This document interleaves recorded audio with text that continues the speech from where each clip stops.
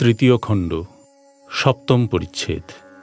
অদৃষ্টপূর্বং ঋষিতোস্মি দৃष्ट्वा ভয়েন চ প্রব্যথিতং মনো মে তাদেব মে দর্শয় দেবরূপং প্রসীদ দেবেশ জগন্নিবাস। ব্রাহ্ম সমাজের প্রার্থনা পদ্ধতি ও ঈশ্বরের ঐশ্বর্য বর্ণনা। শ্রীরামকৃষ্ণ শিবনাথের প্রতি বলিলেন, হাঁগা, তোমরা ঈশ্বরের ঐশ্বর্য অত বর্ণনা করো কেন? আমি কেশব সেনকে ওই কথা বলেছিলাম। একদিন তারা সব ওখানে কালীবাড়িতে গেছিল। আমি বললুম, তোমরা কীরকম লেকচার দাও আমি শুনব।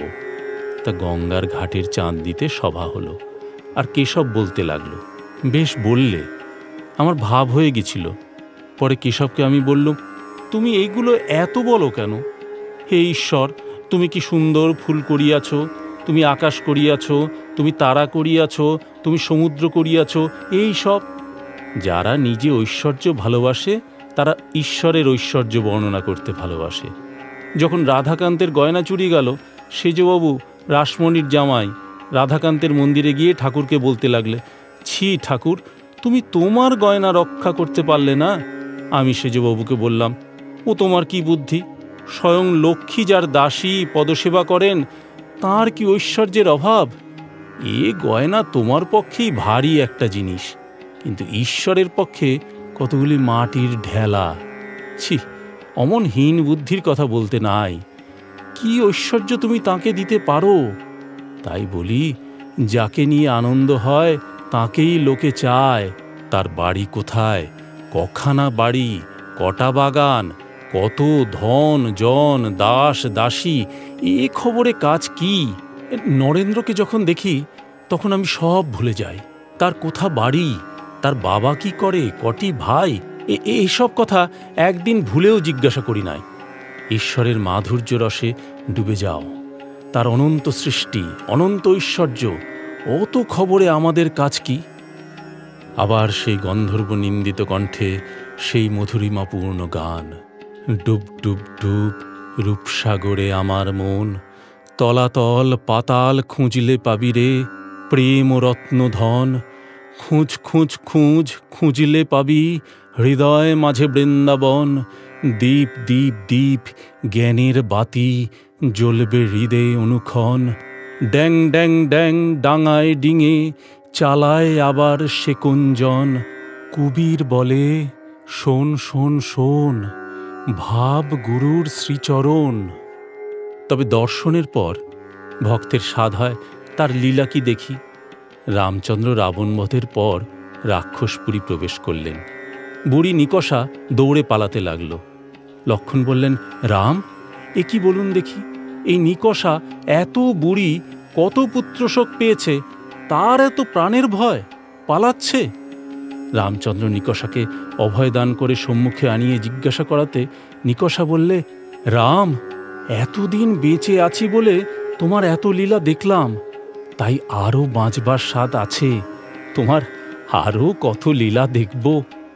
এ শুনে সকলে হাস্য করিতে লাগিল। শিবনাথের প্রতি বলিলেন, তোমাকে দেখতে ইচ্ছা করে, শুদ্ধাত্মাদের না দেখলে কি নিয়ে থাকব? শুদ্ধাত্মাদের পূর্বজন্মের বন্ধু বলে বোধ হয়। একজন ব্রাহ্মভক্ত জিজ্ঞাসা করলেন, মহাশয়, আপনি জন্মান্তর মানেন? শ্রীরামকৃষ্ণ বললেন, হ্যাঁ, আমি শুনেছি জন্মান্তর আছে। ঈশ্বরের কার্য আমরা ক্ষুদ্র বুদ্ধিতে কি বুঝব? অনেকে বলে গেছে, তাই অবিশ্বাস করতে পারি না। ভীষ্মদেব দেহত্যাগ করবেন, সরসজ্জায় শুয়ে আছেন। পাণ্ডবেরা শ্রীকৃষ্ণের সঙ্গে সব দাঁড়িয়ে। তারা দেখলেন যে ভীষ্মদেবের চক্ষু দিয়ে জল পড়ছে। অর্জুন শ্রীকৃষ্ণকে বললেন, ভাই, কি আশ্চর্য! পিতামহ, যিনি স্বয়ং ভীষ্মদেব, সত্যবাদী, জিতেন্দ্রীয়, জ্ঞানী, অষ্টবসুর এক বসু, তিনিও দেহত্যাগের সময় মায়াতে কাঁদছেন। শ্রীকৃষ্ণ ভীষ্মদেবকে এ কথা বলাতে তিনি বললেন, কৃষ্ণ, তুমি বেশ জানো আমি সেজন্য কাঁদছি না।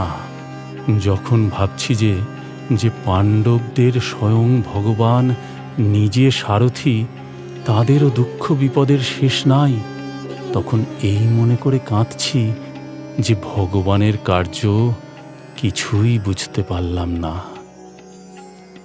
সমাজগৃহে এইবার সন্ধ্যাকালীন উপাসনা হইল। রাত্রি প্রায় 8:30। সন্ধ্যার 4-5 দণ্ডের পর রাত্রি জ্যোৎস্নাময়ী হইল। উদ্যানের বৃক্ষরাজি, লতাপল্লব শরৎচন্দ্রের বিমল কিরণে যেন ভাসিতে লাগিল। এদিকে সমাজগৃহে সংকীর্তন আরম্ভ হইয়াছে। ভগবান শ্রীরামকৃষ্ণ হরিপ্রেমে মাতোয়ারা হইয়া নাচিতেছেন। ব্রাহ্ম ভক্তরা খোল করতাল লইয়া তাহাকে বেড়িয়া বেড়িয়া নাচিতেছেন। সকলেই ভাবে মত্ত, যেন শ্রী ভগবানের সাক্ষাৎকার লাভ করিয়াছেন। হরিনামের রোল উত্তরোত্তর উঠিতেছে। চারিদিকে গ্রামবাসীরা হরিনাম শুনিতেছেন, আর মনে মনে উদ্যান স্বামী ভক্ত বেণীমাধবকে কতই ধন্যবাদ দিতেছেন। কীর্তনান্তে শ্রীরামকৃষ্ণ ভূমিষ্ঠ হইয়া জগন্মাতাকে প্রণাম করিতেছেন। প্রণাম করিতে করিতে বলিতেছেন, ভাগবত ভক্ত ভগবান জ্ঞানীর চরণে প্রণাম, ভক্তের চরণে প্রণাম, সাকারবাদী ভক্তের চরণে, নিরাকারবাদী ভক্তের চরণে প্রণাম, আগেকার ব্রহ্মজ্ঞানীদের চরণে, ব্রাহ্ম সমাজের ইদানিং ব্রহ্মজ্ঞানীদের চরণে প্রণাম। বেণীমাধব নানাবিধ উপাদেয় খাদ্য আয়োজন করিয়াছিলেন ও সমবেত সকল ভক্তকে পরিতোষ করিয়া খাওয়াইলেন। শ্রীরামকৃষ্ণ ভক্ত সঙ্গে বসিয়া আনন্দ করিতে করিতে প্রসাদ গ্রহণ করিলেন।